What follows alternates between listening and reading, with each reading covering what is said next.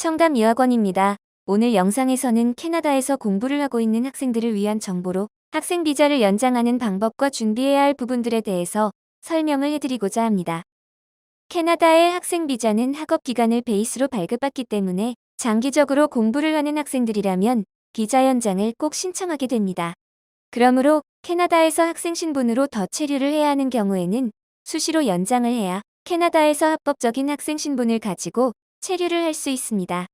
그렇다면 지금부터 학생 비자 연장은 어떤 식으로 진행이 되며 필요한 것은 어떤 것이 있는지 알아보겠습니다. 캐나다 학생 비자의 연장의 기본은 신청자가 캐나다에 있다는 것을 가정하에 비자 연장을 진행하는 것으로 캐나다에서 체류를 하고 있다는 것을 증명해야 합니다. 대부분의 학생의 경우는 홈스테이 또는 렌트를 한 집에 살고 있기 때문에 현재 살고 있는 주소지를 기입하게 되며 이때 기입한 현지의 주소지로 정상적으로 새로운 비자를 보내게 됩니다. 그렇기 때문에 비자 연장을 진행하고 있을 때는 항상 우편물을 신경 써서 확인해야 하며 근시일 내에 이사를 가는 학생이라면 새로운 집에 주소를 써야 비자를 잃어버리지 않고 받을 수 있습니다.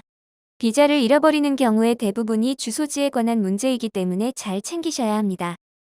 앞서 말씀드린 것처럼 캐나다 비자 연장의 가장 중요한 부분은 현지에 있다는 것에 대한 증명입니다.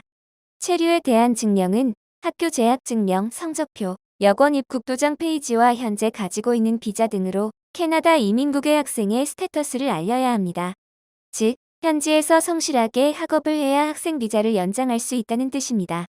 만약 학생 비자를 가지고 있더라도 90일 동안 학업을 하고 있지 않다면 비자는 자동 취소가 되며 학교에서도 학생의 상태에 대해 알려야 하는 의무도 있기 때문에 최소 70% 이상의 출석률을 필수로 가져야 하기에 학교를 충실하게 다니면서 항상 비자 연장에 대한 준비를 철저하게 해야 합니다. 그리고 캐나다에서 유학을 지속 가능한 재정 증명이 필요합니다. 다만 첫 비자 신청처럼 복잡한 재정 서류들이 필요하지 않고 간소화가 되어 학비, 생활비에 대한 잔고 증명만 있으면 통과가 됩니다. 그리고 조기 유학을 하고 있는 미성년자의 경우는 동반 부모님 또는 가디언의 정보가 추가적으로 필요합니다.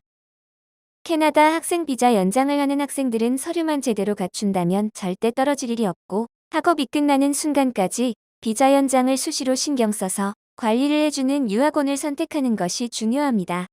청담유학원에서는 한번 학생들과 계약하면 끝까지 비자 문제 없이 편안하게 학업을 할 수 있도록 비자 연장 대행 서비스를 제공해드리고 있습니다.